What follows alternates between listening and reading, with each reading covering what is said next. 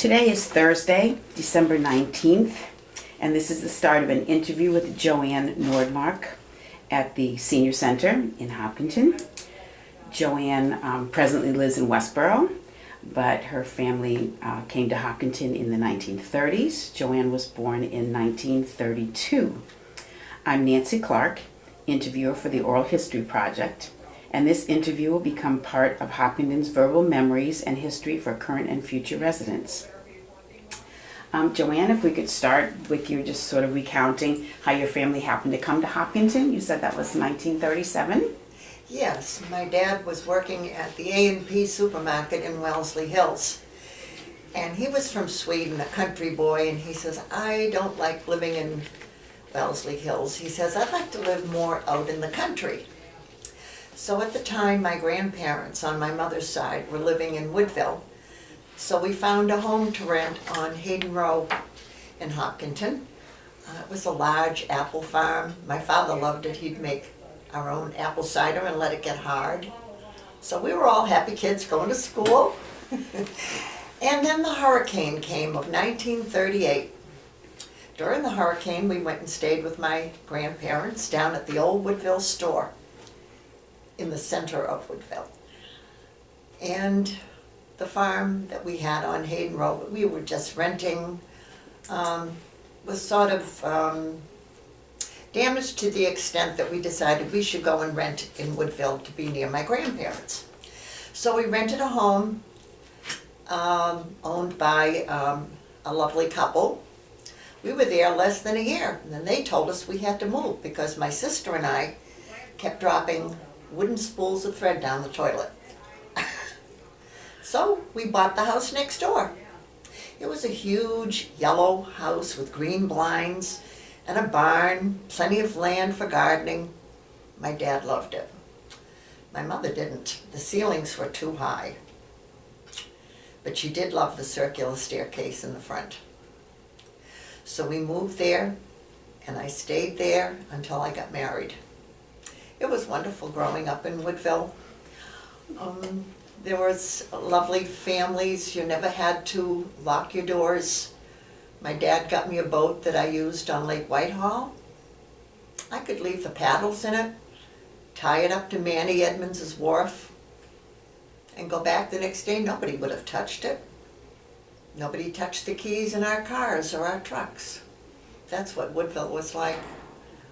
And is that house that you lived in Woodville still around today? Yes, it is. Could you explain But now, where it is? It's a different color because when we bought it, my father said in Sweden, all the homes are red. So the house that we bought when it was yellow with green blinds, he painted red with white blinds. Now it is a tan color with a burgundy trim, but it still looks like home to me. I keep wanting to go in the door and say, can I have a cookie, Mom? And is it right near the center of Woodville? It's on the right-hand side, and it's about the third house on the right before the end of the sidewalk, just before you hit the old Woodville post office. And the old Woodville post office was like home to me. It was a general store, and was owned by Sarah Wells and her husband Joe. They had a daughter, Betsy Wells Stevens. She's still in town. And you could go in the store and you could get penny candy for a penny back then. And at the end of the ice cream container, at the end of the week, there wasn't enough to make a whole ice cream. She used to call what she called skunk ice cream. And it was like 2 cents a cone, and it was a little bit of raspberry, a little bit of chocolate, a little bit of strawberry, a little bit of vanilla. And it was so good. And every night you'd walk down at 6 o'clock at night to pick up your mail. You'd stand and have fun, socialize, and just wait for Sarah to sort the mail out. And after she sorted the mail out, we'd go and pick up our mail. And it was like a social time. You'd find out from the kids what we were going to do the next day. If it was winter, we'd be sliding on the sidewalk from the post office down to the Metropolitan Brook until the mail was sorted on the sidewalk, because they didn't sand back in those days. They left everything. sleddable on the sidewalk. That's great. And so you went to school in Hopkinton. Could you tell us a little bit Yes, about the yes, I schools that did. you went to and what they were like? Any remembrances about that? Right, I started when we lived on Hayden Row. I was in first grade. And after the hurricane, we moved to Woodville. So then I would walk down to the old Woodville store and get on the bus there. I went to the center school.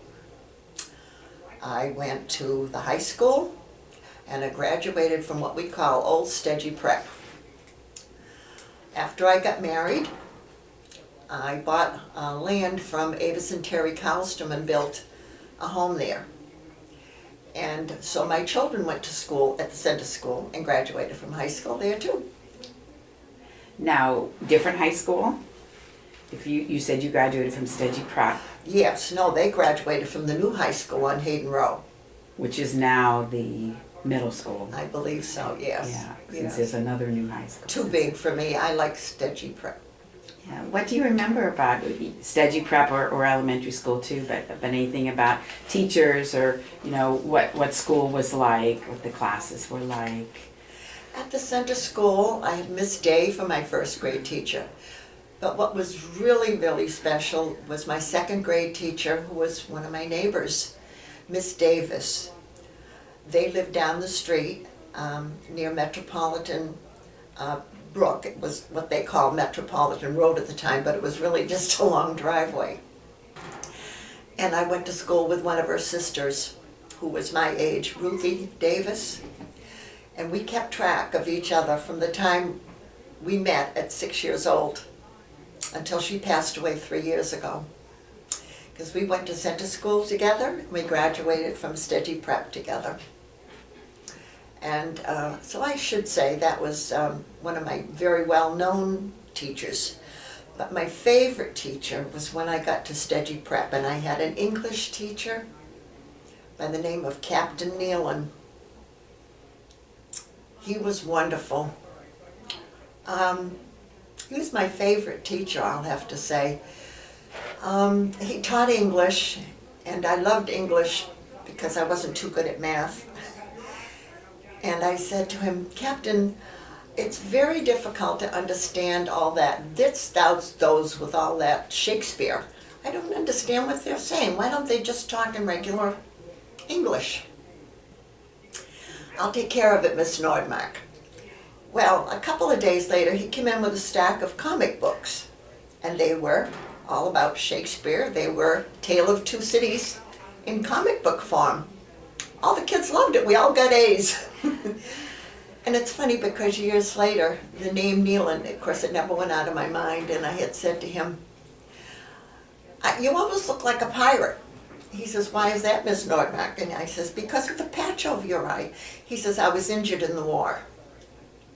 So I even admired him even more, because some days he'd wear the patch over his eyes and some days he wouldn't. A few years ago, according to my age, I was told I should get my life in order. And I saw in the phone book, Kathleen Nealon. Ha ha ha, I wonder if she's related. Well, I called and asked her, and she says, I'll see you tomorrow, Miss Nordmark. And she straightened out all my financial and healthcare proxy papers and all that. And she was his daughter. His daughter. So did Captain Nealon become the town clerk in Hopkinton? Yes. Yeah, yes, that's the yes, Nealon family, yes. right. Oh, Yeah. what an interesting Yeah, story. it's like family. Yeah. Family. I guess that's why I come up to the Hopkinton Senior Center so much, because it's like a second home to me, Yeah, that's great. where I couldn't find an apartment in Hopkinton. Yeah. Yeah. And so you said that your children went to the Hopkinton schools as well. Yes. Can you think of any changes, what was different when they went through as compared to when you had gone through the school system, and to what do you attribute that? Well, when I went to school, there wasn't a band or a marching band or an orchestra and all that. I took piano lessons for 13 years, classical, which I enjoyed very much. But when my children went to school there, there was a Mr. Markarian, who is retired now, lives in Watertown, I believe. He had an orchestra and he had a marching band. And 4 out of my 5 children took music lessons and were in the marching band and or the orchestra. Mr. Markarian was very patient, kind, loving. He was like a second father for the kids at the school. And it's weird because a couple of summers ago I was up here to the concert at the Common, and he showed up at the Common. It was like, oh, seeing a relative from years past. Yeah. And there is a scholarship, a music scholarship that's given every year. Yes. The Joseph Markarian Scholarship. Yes, at the my high school. oldest son played trumpet and he still does. And he was in a group with the Paradise Family, and they were in a program on television. The name of their group was called The Out Crowd, and they had special shirts they wore and all that, and it was very interesting. It was the Dave Maynard show that was on TV years and years ago, and we had to drive him back and forth to, the TV station for him to perform 5 or 6 times in a row, and then after a while they phase out and somebody else is the winner. But it was interesting. And then my oldest daughter, Christina, that still lives in Woodville, she bought an antique house from one of my dad's best friends that he used to go hunting with. And the home is right across the street from the little pond on Wood Street where the waterfall is, where the old fire station used to be. But Clarence Farrer, who owned Clarence, Auto Body, made the bodies from fire trucks. His wife wanted that building, and so he had bought it, and they moved it up into the woods behind Farrer Auto Body Shop on Winter Street. My daughter still lives there, but she was in the orchestra, and she played first violin. And the other day she tried to play the violin again after so many years, and she says, I think I'll take up guitar. I forget. Yeah. Well, you mentioned several times that it was almost like family when you were growing up here, small Yeah. town, and it sounds like there was quite an identity with Woodville itself. Yes. Were there other areas of town where people sort of had that same identity? I think at Lake Whitehall. I spent so much time on the lake and up at Lake Whitehall that in my yearbook, when I was a senior at Stedgy Prep, I was called the Lady of the Lake from Shakespeare. Mm-hmm. Yeah. And the other areas we used to go to were walking up to the CCC forest, up off of Spring Street, up in that area. We thought nothing of walking to different areas of town. We would also go down to an area called Smyberhoe, which is in Woodville off of Fruit Street. And you could walk down a cart road, and there were 5 or 6 homes owned by people from Worcester. And they would come down to spend the summer. So they named that street Smyberhoe. S-M-I for Smith, Burr, B-I, for Burns, and H-O for Horn. Smith, Byrne, and Horn family. They called it Smyberhoe. Well, that's And we used really to go down nice. there and play, walk through the woods and all that. Yeah. Well, that's really interesting. Yeah. And what other things do you remember from when you were a youngster about maybe celebrations in town, like Marathon Day or parades or anything else that sort of happened every year that people look forward to? I always went to the marathon, and I still do. And how was it different back then? What do you remember about it? I liked it better back then because there weren't so many runners. You got to see and meet them. It was more personal. I loved the marathon. We went every single year. Could you explain a little bit more about, you said you got to meet them? They'd be, the marathoners would be hanging around, sitting around the common and whatever, and you go and talk and say, how long have you been running? Where do you come from? Are you married? Do you have kids? Did they go to school? Where did they go to school? Nowadays you can't talk to them. You're not allowed to. It's impersonal. Except for the Hoyt team. They are wonderful. I did go recently to Colella's and I met up with them. and bought their books, which are very, very interesting. And their last year to run in the marathon will be this coming year, 2014. It's amazing. Incredible. Yeah. Yeah. And anything else besides Marathon Day that you remember that were... 4th of July was fantastic. It didn't come soon enough.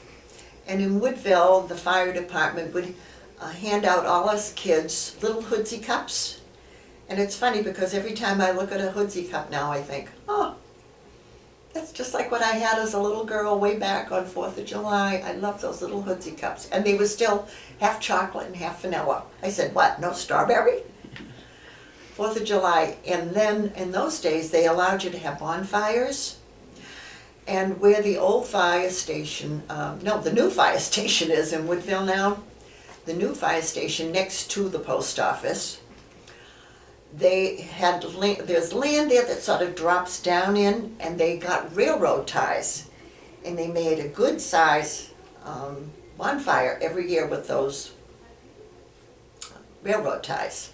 And then at the top they'd always put something funny, like a stuffed dummy or an old rocking chair, or just some funny pieces of equipment or odds and ends of whatever. And we'd always be waiting for, when is that old rocking chair going to drop down through the middle or whatever. It was fun.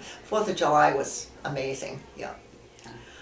Of course, my mother always made cookies no matter what the holiday was, and we left our back door open so the kids knew where the cookie jar was and they could come in anytime and get cookies out of her cookie jar. So that was a celebration every day. That's sweet. Yeah. So I'm wondering if you could explain a little bit more about the layout of Woodville back then. You mentioned the old fire station. Was it in a different location than the fire station? No, we never had, the fire station was down across from where my daughter's home is now, on that pond. By Winter and Wood? It was on the intersection of Exchange Street and Wood Street, right on the water there. There's like a little parking area there now, right on the pond, and that's where the first fire station used to be.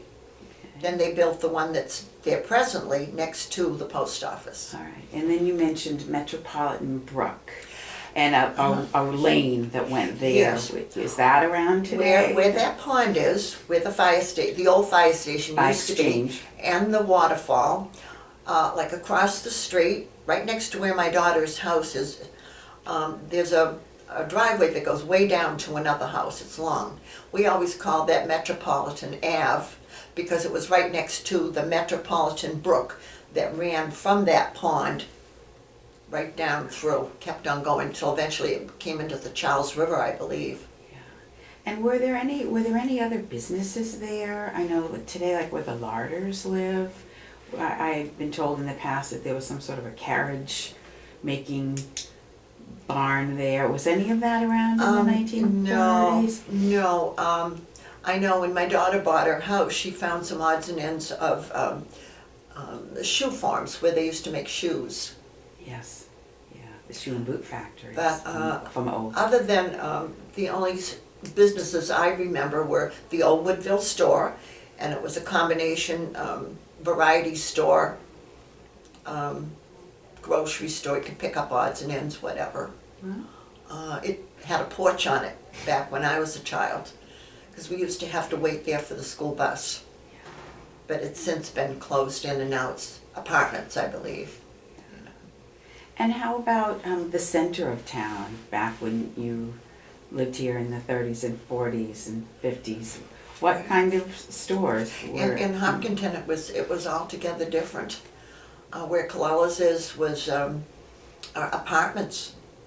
It wasn't a store then. I remember there were apartments there. There was a grocery store where the drugstore is now, the big drugstore. There was a grocery store there. Where there's a little tea shop now on the right-hand side, right behind a gas station at the corner of Grove Street and the main street. Mm-hmm. That used to be Rose's Beauty Parlor. Right, and that's Hopkinton Gourmet today. And that's Hopkinton Gourmet now. Yep. It was Rose's Beauty Parlor. Right. So there's been some changes. The Congregational Church was always Congregational Church. And That's, now it's the an Korean. Oriental. Mhm. Yeah, the Korean church. There's been a lot of changes. There weren't all these gas stations. When I lived here, there were no traffic lights. None. I could safely walk. After helping Jack O'Brien, the superintendent at the high school, I could walk home from Woodville with no problem. I could start walking, and Herman Ladder Trucking Company, they'd stop and pick me up. Herman Ladder Trucking Company was originated from Woodville also. His father used to own the dairy farm, kitty corner behind where I grew up, so I used to go down there to help him milk the cows and jump in the hayloft. Oh, that's interesting. If you can tell us more about that farm, and I know that Hopkinton did have a lot of farms. If you Yes. can have remembrances of any of the other ones, but start with this farm that was right near you. Herman Ladder, their back pasture was right backed up to our backyard. So I could go down there and pet the cows and play with the cows until Herman Ladder got a bull. Then I didn't dare to, because my father said bulls were dangerous. You had to be careful. But Herman showed me how to milk a cow, because there weren't milking machines back then. And we could jump in the hayloft. But after jumping in the hayloft, I'd have to go home and take off all my clothes before I'd go in the house, because my mother said I was bringing in a mess. And it made me itchy, so I'd have to have a bath right away. But it was fun to go up there and be able to see the cows and watch them outside. And I'd end up riding a cow, getting up on the back and trying to get it to move. It had brooks out back that would freeze over, and that's where I learned to skate, back there on a brook. And then my sister and I would put notes to each other and put them in a little wooden boat and sail them down the river and write notes back and forth to each other. Yeah. So that was fun. And it was a place where you could skate, you could ski. There were hills back down there now. The hills have since been demolished and people have sold it for the gravel, I presume, or the loom or whatever.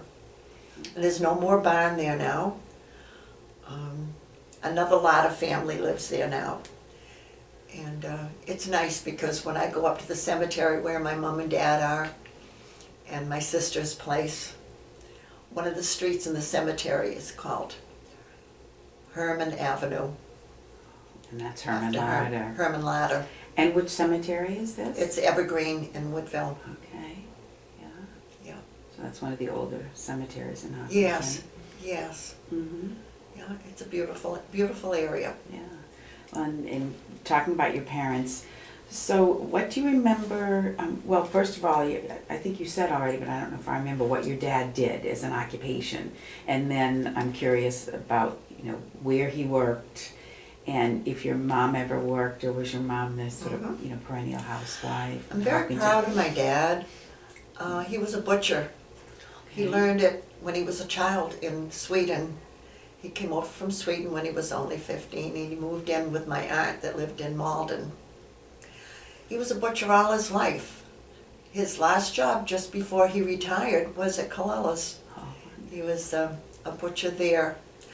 And when he first started, things were different even back then. I remember distinctly the huge pickle barrel right out in front of the meat counter. And you could go and take a pickle out, and he'd wrap it in a piece of wax paper for me.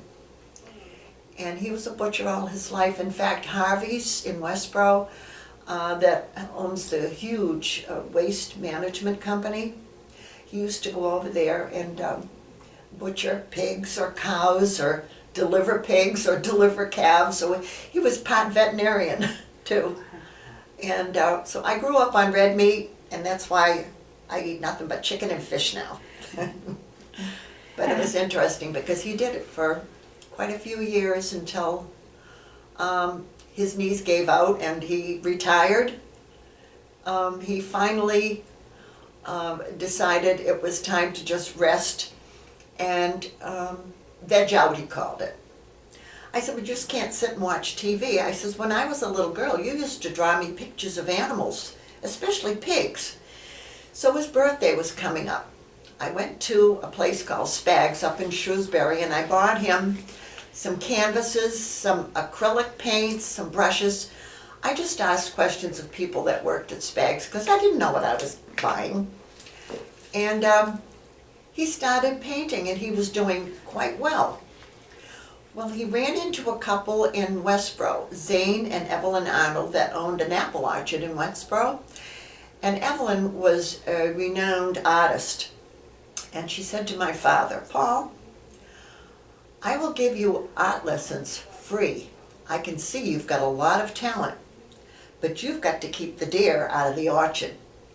So he kept the deer out of the orchard, and by doing that, he got free art lessons, and he ended up getting first prize many times. And it wasn't just painting animals. He did scenes of Hopkinton and Woodville. And what was so really different was that he painted a picture of the waterfall directly across the street from my oldest daughter, who eventually bought the house. She didn't know she was going to live there across the street from that waterfall. He gave her the picture maybe 5 years before she even bought the house. It was amazing. And he painted a picture for me of a home near I had at the beach down in Situate, Mass. And it was of the huge outcroppings and the water and all that. I still have it hanging in my apartment. That's great. And you said your father's name is Paul Nordmark. Yes, Paul. Yeah. I named my oldest son after him. They're very much alike. They both like the hunting and the fishing and the outdoor life and all that. Well, and it sounds like his deal with the Arnolds is a good example of sort of bartering Yes. back then. Yeah. We'll Yeah. do this for you if you do this for us. And I got all the apples I could eat too. Mhm. It was interesting. Nice. Yeah, and it kept my dad going till he was 99 when he passed away. Wow, that's terrific.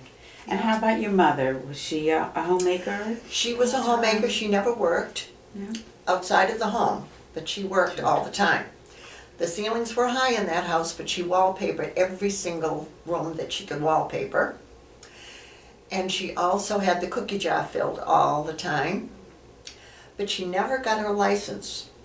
My father told her that the Indian woman always walks 10 paces behind the white man, as a joke, because he was full-blooded Swede, and my mother had just a little bit of Penobscot, Maine Indian blood in her. Not much to bother with, but she did look Indian, as she had dark black hair, dark brown eyes, dark skin, and my father was blonde, pale, blue-eyed like I am, and she lived to be 95. But during those years at home, beside baking and cooking and homemaking, she wrote an article for the Framingham newspaper. It's now called Metro West. And in those days she wrote, so-and-so is having a birthday, and then they're going to Maine for the weekend. And I thought just the other day, my God, nowadays you'd be saying, I'm going away on vacation. My house is going to be empty and unwatched. Come and rob me. But in those days you could do that. Well, at the time, Peyton Place, a book came out, plus a movie, and she said, Woodville is almost just like Peyton Place. If I could only write what I know, or presume to know, I'd be working for more than just the Framingham newspaper. Because she couldn't put everything in, but she could put in, so-and-so had their 50th birthday, or so-and-so had their 18th birthday, and she wrote just little odds and ends about what was going on in town or at the Woodville Baptist Church. She practically ran the Woodville Baptist Church. She taught Sunday school, she played the piano, she went to church, and us kids had to too, because the minister always lived right across the street from us. The parsonage was right across the street, so we had to set a good example. No roller skating on Sunday, no making loud noises. I could sit and read on Sunday or play with my dolls or paper dolls, but I had to be quiet because Sunday was the Lord's Day. I was brought up very strict Baptist. My mother loved that old church, and she was very upset when they had to tear it down. So when they buried a capsule just before the church was taken down. Do you know when that was? It was George Robinson here in town He buried the capsule 25 years ago. Okay. And it was recently dug up this past summer. And one of the documents in it was what my mother wrote about going to church in Woodville. And he's going to save that or give me a copy of that so I can put it in my Nordmark album. Oh, that's terrific. Yeah. So that would have been in the late 1980s, probably. Because now the church is a building added on to what used to be the old library. Not much in it, but I used to read books over and over and over. You could walk down and there would be a woman there, I can't think of her name, but she lived up on Elm Hill right across the street from where I built my house here in So town. Woodville had a little library of its own. Yes, but now the library is now part of the Woodville Baptist Church. Yeah, interesting. Yeah. And Becky, it's wonderful. You said a lot of good things about your mother, which is really nice since those people aren't here for us to interview. What was your mother's name? What was her first name? Winifred Lillian Atwell Nordmark. Okay. All right. Everybody knew them. Yeah. Everybody knew them because a lot of times my mother would want to come to things that I was doing up at the Common from affairs or shows that we put on from the center school. And she'd have had to walk to Hopkinton. All she had to do was call Jack Beatty in town. His son and daughter still live here on Wood Street. And she'd say, "Can Janet and Joanne and I get a ride up to the Common?" He'd say, "Sure." So we'd walk up through the woods to his house, and we'd ride on the back of his station wagon, and he'd give us a ride up to the affair, and then he'd give us a ride back. And that's the Beatty family that on Wood Street, sort of near where 495 crosses Wood That's Street right. now, right? Yes. Be near Yeah, we were very Harrington. close to them. Yeah. Yeah. And can you think of any other Woodville families that your parents would have been friendly with? They were friendly with anyone who was a hunter because of my dad. The Irving Miller, Tommy Entwistle, Hunka Harris, Alden Rice, Lefty Rice. There's a Rice Street. Yes, Past that's named Woodville. after the Rice family. Yes, Okay. yes. Everybody we were all like brothers and sisters. That's why it's so upsetting when one of my former brothers or sisters pass away. It's very upsetting because it's like family, not just old friends. Right, right. Yeah. And what kind of things did you, you talked a lot about as a youngster, as a teenager, what kind of things did you do? You said your mom didn't have a car, so No. you were pretty much in Hopkinton. Were there organized activities for teens back then? Or? No, I spent my life on Lake Whitehall. Mhm. I was out in my little semi-canoe. I would row up to Big Island and pick blueberries right out of the boat. I would take my girlfriend with me. We'd go out in the boat, jump off the boat, go swimming. I would take my homework up to the lake, do my homework in the boat, or sit under the trees. There were more trees up around the gatehouse in Woodville back then. It was nice and shady. I could sit there and do my homework or jump off the gatehouse to go swimming. It was different then. They didn't have that dam. I call it the dam now because it was wide open back then and you could jump off the gatehouse and right into nice deep water. Now you can't. Yeah. And then I took a lifeguard course. So I would be able to, save somebody if they got hurt at Lake Whitehall. And I ended up saving just one person my whole life, Bernie McDonald. And he was a young boy that used to go swimming up off of Castle Rock. And no one would be watching him. So the day I saved him, I brought him home to his mother and I gave her the devil. I said, you should be watching him. He doesn't know how to swim. And I says, he probably doesn't want to eat dinner tonight. He still looks a little wishy-washy. Because somebody jumped on him. When he dove in, somebody else jumped on him and he couldn't swim. So. And I assume Castle Rock, there's a Castle Hill Road today. No, Spring no, Street. it's Is that off what it near is? Highland Street. It's up. okay, You different. go to the gatehouse and walk up through the woods, and it's on the right. And we had a Pout Rock off of Winter Street, and then we'd go. We'd walk around that lake all the time, Mhm. all the time. No wonder there's a path there. We made it.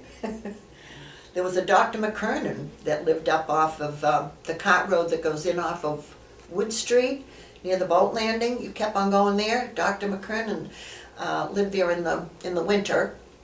In the good weather, he lived in Upton. But he'd come over, he loved to go there in the winter because he loved to snowshoe.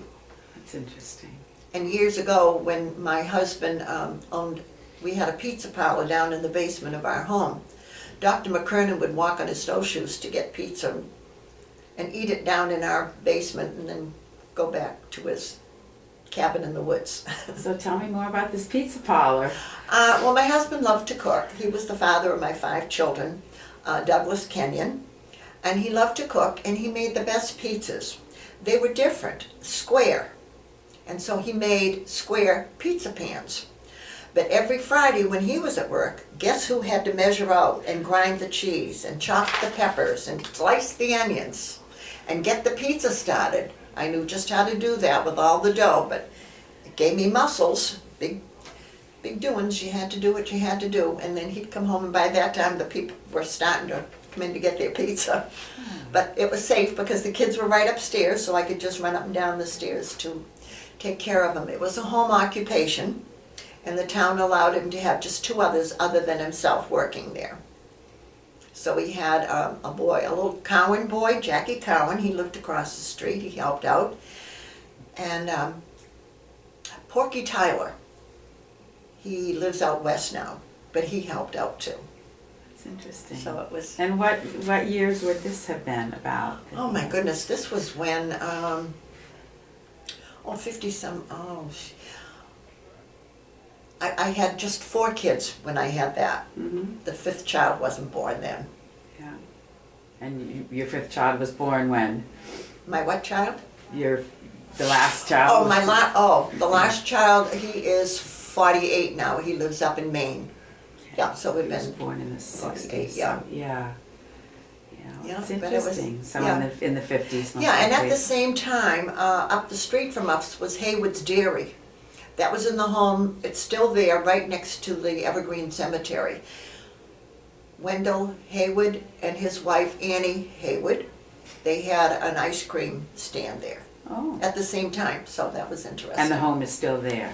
The home is still there, yes. As you're coming from town towards Westboro, Mhm. would it be the first house before the cemetery or after? Right before the cemetery on the right. And it Yeah. was a dairy, and you walked there and got ice cream. Yeah, but they had a stand. Yeah. The stand is no longer there. Maybe they made the stand into the garage, I don't know. Yeah. Yeah. Well, that's really interesting. Yeah. Wow.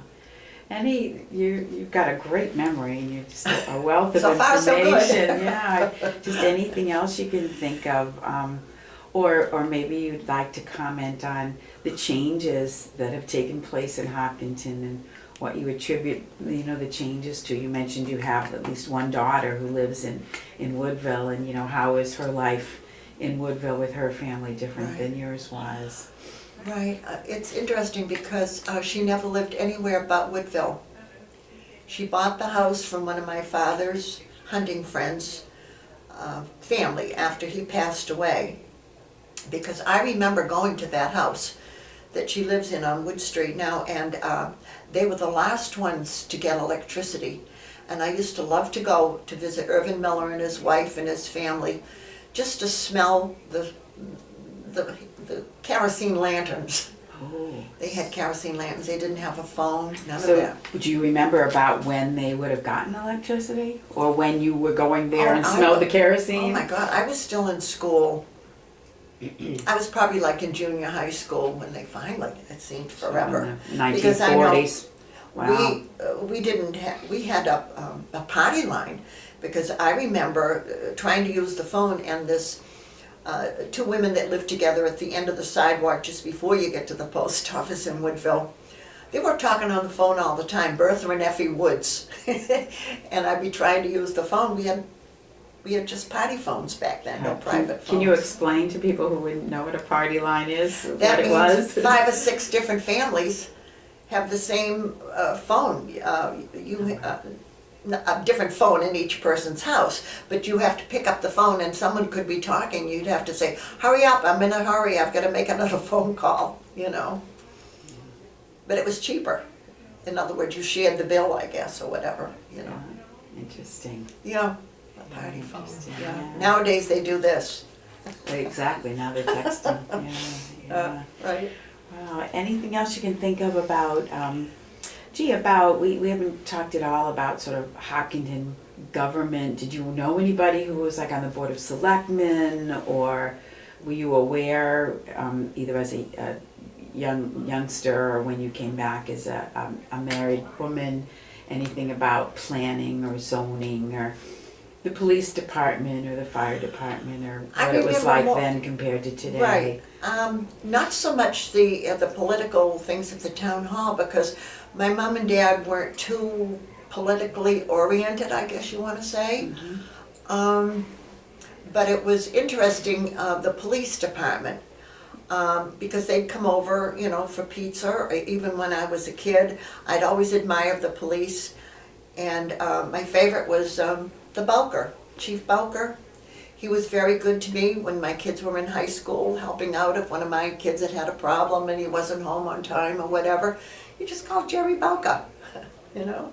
So that's different from today, I suppose. Yeah, and it's smaller. funny now, the other day I went on a bus trip from Hopkinton with an Eileen Fredette, and her husband Hank used to be, you know, a policeman. And so we knew all of them. There were some that we'd give cookies to or whatever that my mother made and all that. You get to really know them. And of course, in later years, my sister Janet Yaden, she and her husband built the Sticky Wicket down here in town. And so it was interesting to go over there and hear the Black Eagle Jazz Band. In fact, last year, I brought them down one of their original tapes. My sister had recorded them when they were rehearsing at her restaurant, and she gave me their tape, and I said, I no longer have a tape player. So I found somebody to make a CD for me, and I went to the Sherburne Inn, and I gave the old tape, the original tape, to Tony, his name is, that runs the Black Eagle Jazz Band, and he was very, very appreciative of getting that original thing that he almost cried, yeah, and mentioned my sister. And so every once in a while I'll go to the Sherburne Inn to hear the Black Eagle Jazz Band, you know, and they always recognize me and they'll play when the Saints go marching in. So when the Sticky Wicket was in operation, now that was on West Main Street, Yes. near where 495 is. I think there's a doctor's office there now. Right? Yeah. And the Black Eagle Jazz Band, That's is that something that a lot of people in Hopkinton would go to for love entertainment? They love that because my father was in charge of buying and cutting up the meat, the steaks and all that. My father did that. My mother was the cut-up lady. She cut up all the ingredients for the salad bar. Okay. And then I'd go over and dance. Yeah. Do you remember about when the Sticky Wicket was opened? Oh dear. How long? I was living in Woodville at the time, and I had like 3 kids, Paul, Chrissy, and Sandy. I Maybe in had the 3 50s? kids then, yeah. The Late 50s? 50s, yeah. Yeah. And I moved here in 1984, and it was still the Sticky Wicket. Yes. But it Yeah. wasn't too many years after that when it turned Right. over a few Right. times, different restaurants, and then Right. became a Mhm. doctor's office. So that's interesting. Any other I have heard about the Beatty family having some sort of a entertainment place on Wood Street. Oh, Do you have any stories yes. about that? Jack Beatty had a garage, and he turned it into I can't call it a lounge, I'd call it a bar. And I don't know whether it was opened every day of the week or every night of the week, but I remember when we had that pizza business, afterwards my husband would go down and have a drink. And one time I said, oh, I'd like one of those drinks, the tomato juice, the Bloody Mary, could you bring me back one? Oh, I don't know. Well, sure enough, Jack emptied out a jar of dill pickles, and he put the drink in the dill pickle jar. And to this day, when I have a Bloody Mary, I can still taste dill pickles in it. But he was a character, and he made his own deviled eggs. not deviled eggs, what do you call them? They put them in a jar, pickled eggs. Pickled. He made his own pickled eggs, and it was fun. And then you'd hear all the latest gossip in town if you went there, because it'd be all different people from Hopkinton and Woodville there, you know, enjoying a drink or a Shirley Temple or whatever. Yeah. Do you remember what the name of that place was? We just called it Beatty's Garage. Okay. Yeah, Beatty's. There was Yeah. no name on it. Yeah. Yeah. And was there anywhere else in Oh, my town goodness, to there go? There was a place right before you got to it, going from Hopkinton to Woodville. It was up in the woods, and it was called The Great Escape. And I remember going there on Wednesday nights and learning how to do the cha-cha. So it was a lounge, bar, restaurant type thing. And I remember going there, especially on Wednesday nights when they had the dance teacher for the cha-cha. Interesting. The Great Escape, yeah. Wow. Yeah. And then further down, going towards Woodville on the left, I believe it's some kind of a church now. It was called it was a restaurant for a while, a nice restaurant. I forget who it was owned by. And then it was turned into what they called the Joker's Four. Well, we never went there. That was a little hanky-panky. Okay. Joker's Four. And then I think from then it went into the church that it is now. All right. And that's Next to McIntyre's. McIntyre's Loam, am I saying it right, Loam, has been there for years. McIntyre. Every time I see a truck with McIntyre, I know it's from Woodville. Yeah. Just like ladders. Ladders, you see ladder trucks, they're still from Woodville. They do Right. great, yeah. And when 495 was being just talked about, designed, built Yeah. in the 1960s, what did people in town think? They didn't like it. The city's coming too near us. The city's coming too near us. But it was funny, one day I wanted to get over to see my sister Janet that lived on Lakeshore Drive, no, Downey Street. She lived on Downey Street at the time. I took who is now my oldest son, and I put him in my basket of my bicycle, and I rode from Wood Street, Woodville. I jumped on 495 down through the woods, down near McIntyre's Loom, and got on 495, and I rode almost over to Downey Street in Hopkinton by using 495 before it was opened. It wasn't opened. I got so far, and oh my heavens, they were tarring. They were starting to tar it. So they had to have me go on the side of it, and then they lifted me, bike and all, with my little kid in the basket, over onto the road. But I'll never forget that, going on a bicycle before it opened between Woodville and Downey Street Yeah. with a Wow. child in a basket before it opened. Wow. No, nobody liked it. Yeah. It was too, making the cities come too near us. In fact, before 495 opened up, one of my neighbors used to go on the medium strip where the grass was and the dandelions, and she'd have her kids pick the dandelion blossoms so she could make dandelion wine. Oh. Humphreys. interesting. Yeah. Yeah. No, Sawyer. Her last name was Sawyer, Peggy Sawyer. Yeah. She now lives in Maine. Well, I guess many people attribute a lot of the changes in Yeah. Hopkinton to Right. 495. The Yes, big yeah, see, population maybe that's growth. why we have so many traffic lights, because there's so many people in town now. It's grown. See, when I grew up in Woodville, there were no large homes around Lake Whitehall. I always thought that was land owned by the state, that no one could ever build right on Lake Whitehall. That's why Lake Whitehall was so clean. There weren't all those big homes right near there. Now it's changed. Yeah. All those big homes around Lake Whitehall. Yeah, it really has. Yeah. Dr. Love used to live on Lake Whitehall. He was the doctor, but he didn't have a big home, and he used to stop in every night on his way home from the Framingham Hospital to give my grandfather, who at the time was living with us, his heart medicine. Yeah. And that's Donald Love. Dr. Yes. Donald Love. In Senior. fact, it ended up his kids coming down and playing with my kids. He'd call me up at night and he'd say, "Are my kids down your place or are your kids up my place?" And that was a good distance. Yeah. Oh, yeah. Because the Loves are on the opposite end of the lake. Yes, but it's all back roads. Yeah. You get so you know it so well you could drive it with your eyes shut. It's interesting. Yeah. There, I live over there, and Evelyn Love is my neighbor. Oh, for goodness sakes, I love that area there. Yeah. Yeah. So I know who you're talking about. Well, that's great. Right up where the blueberries are too. Yeah, yeah. Yeah. So this has been wonderful. Is there anything else that you want to mention before we close? You've been a wealth of information. Thank you so much. I can't think of it, but we were like family. In fact, we still call ourselves family. When I see Annie Martin working up here at the front desk, she still lives on Exchange Street in Woodville. We were like family. I'd go down in her backyard and we'd bring our sleeping bags or blankets and sleep out in the backyard, and we'd go into her home, and her mother always made us French fries for breakfast. That's And great. her mother was friendly with the woman that used to own the house where my oldest daughter lives.